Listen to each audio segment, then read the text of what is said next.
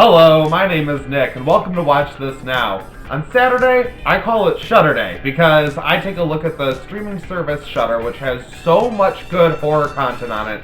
Seriously, so many great classics and new films, and that's what's really been coming in handy. Shudder has been picking up so many good movies that I want to see that I don't really have access to, and then bam, they're on Shudder.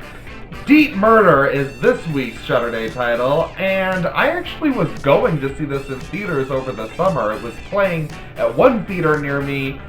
I'm glad I waited. Deep Murder is an absurd throwback comedy horror about a group of people trapped within the confines of a softcore porn film.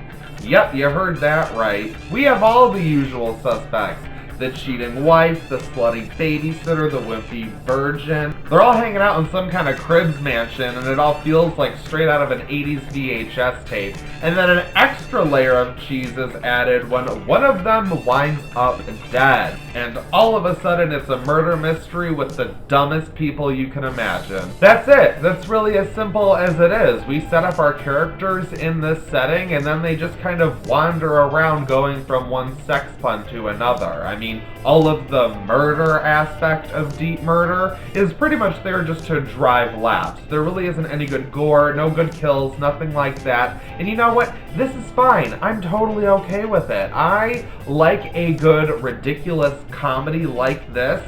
There are some good ones. You've got Scary Movie. You know, there's that one. And there's Scary Movie 2. And I even like Scary Movie 3. So I had a little bit of fun with this, but it became really frustrating with me because it's a little under an hour and a half, and you expect this movie to go somewhere. You expect them to do things and for the plot to progress. Well, there's really no plot, nothing. There's brief moments where the characters seem to realize that they are just people trapped within a porn film. It's as if we dove right into the TV and these people all of a sudden became living people living in their own universe that's very confined to this one house with a very cyclical nature. But it doesn't really do anything with that. I thought that that could have been actually interesting in some way, just even for the fun of it. I love stuff like that, like The Final Girls. Go watch The Final Girls. That's your recommendation for the week. But for the most part, it's just pretty stupid. Not all the jokes land, and most of the situations are just plain dumb. There's one scene that I liked and did not like where they flat out talk to the camera trying to pass the Bechdel test, which if you don't know is just, they explain it to you.